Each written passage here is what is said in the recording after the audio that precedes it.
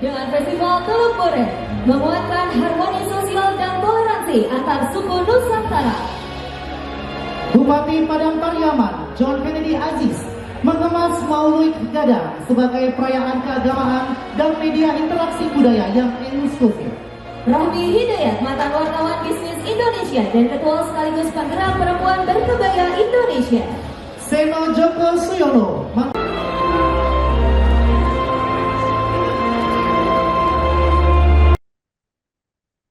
Puncak peringatan Hari Pers Nasional 2026 digelar di halaman Masjid Al-Bantani, Kota Serang pada Senin 9 Februari.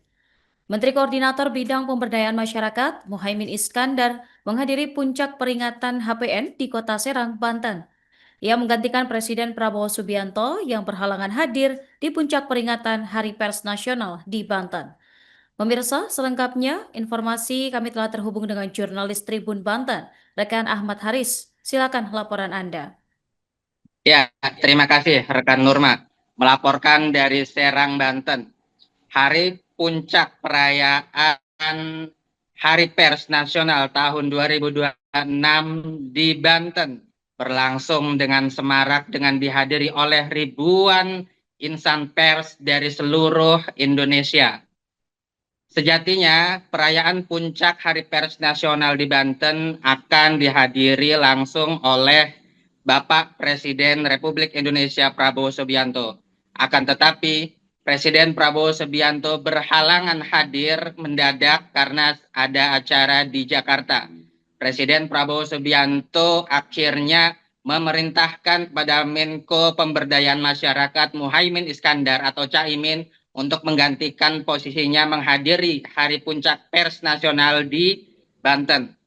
Muhaimin Iskandar atau Caimin dalam sambutannya mengatakan bahwa Bapak Presiden Republik Indonesia Prabowo Subianto mengucapkan selamat Hari Pers Nasional tahun 2026 di Banten. Ia berharap agar pers tetap sehat, agar ekonomi berdaulat dan negara kuat. Dalam pantauan tribunbanten.com atau Tribun Banten di lokasi, acara dimulai pada pukul 8.00 atau 8 pagi waktu Indonesia bagian Barat.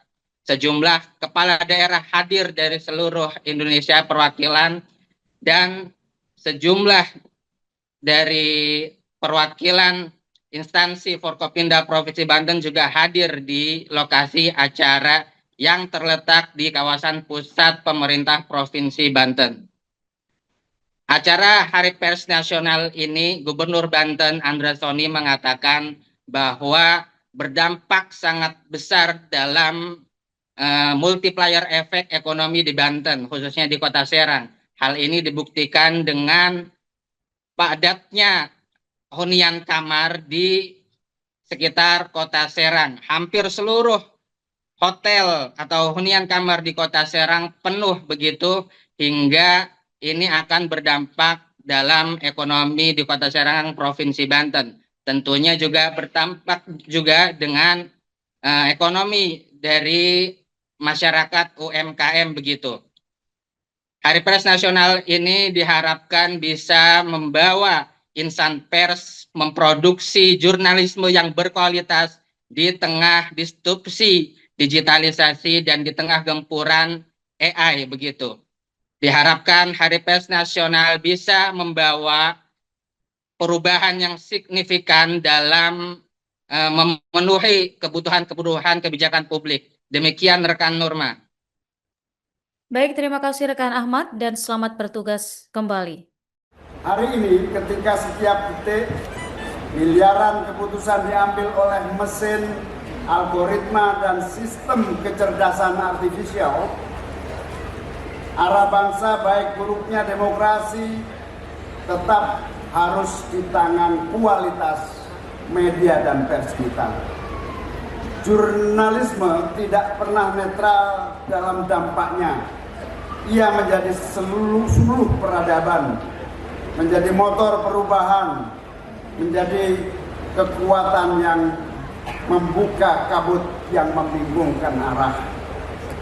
Karena itu kepentingan bangsa tidak akan pernah lepas dari bagaimana pers bekerja bagaimana pers menjaga nuraninya dan bagaimana pers memaknai tanggung jawab sejarahnya. Hadirin sekalian, di tengah derasnya arus teknologi, kita harus jujur mengakui satu hal. Pers yang tidak berbasis pada kualitas dan mutu, yang hanya mengandalkan kecepatan dan kecanggihan AI akan kehilangan maknanya. Tanpa sentuhan manusia, jurnalisme berisiko kehilangan empati. Tanpa verifikasi dan etika, ia hanya dapat melahirkan berita-berita halusinasi. Dan tanpa keberpihakan pada kebenaran, ia akan menjauh dari publiknya sendiri. Disinilah peran krusial pers yang human-centered menjadi amatlah sangat penting. Rakyat tidak hanya membutuhkan informasi yang cepat, tetapi rakyat membutuhkan informasi akurat, jujur, dan membawa arah kebaikan. Oleh karena itu, kita perlu terus menegaskan, jurnalisme tidak boleh kalah oleh algoritma. Perkembangan AI dan teknologi digital tidak boleh menghisap nilai-nilai jurnalisme, apalagi merusak ekonomi media massa.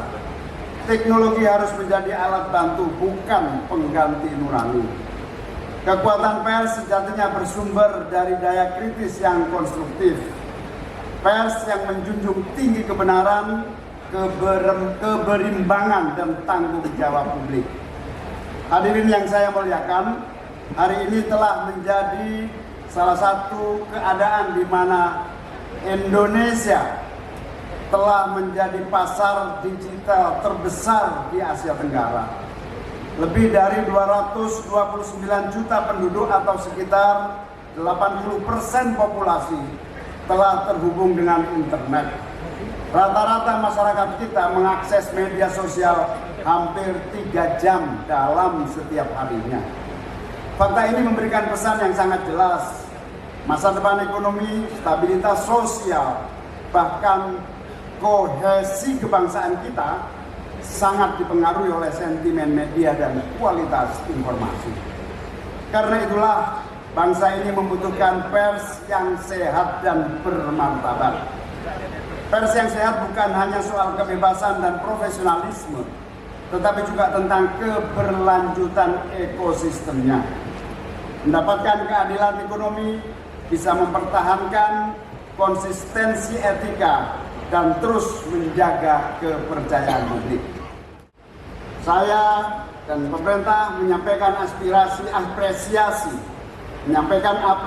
dan penghargaan setinggi-tingginya kepada seluruh insan pers, kepada Dewan Pers, kepada PWI, kepada Provinsi Banten, dan seluruh pihak yang telah bekerja keras sehingga puncak Hari Pers Nasional 2026 terselenggara dengan sukses dan menjadi momentum bangkitnya wartawan di seluruh tanah air kita.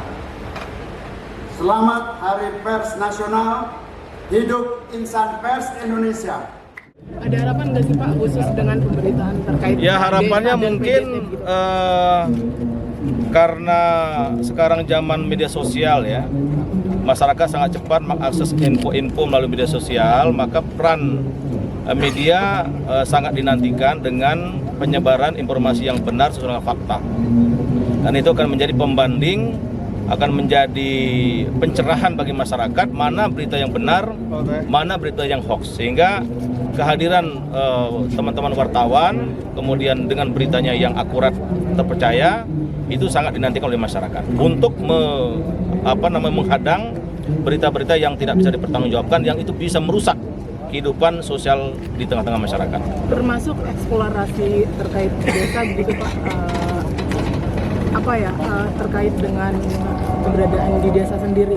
Iya, termasuk di potensi begitu. Informasi yang ada di seluruh Indonesia sejatinya itu diangkat ke permukaan sehingga akan menjadi potensi yang bisa kita maksimalkan manfaatnya, dan itu menjadi kebanggaan kita karena terutama ya saya bilang kalau bangun desa pasti membangun Indonesia. Jadi dengan tersebarnya seluruh potensi Indonesia, apalagi sekarang ada Kopdes, ada MBG, dan semua itu ada di desa.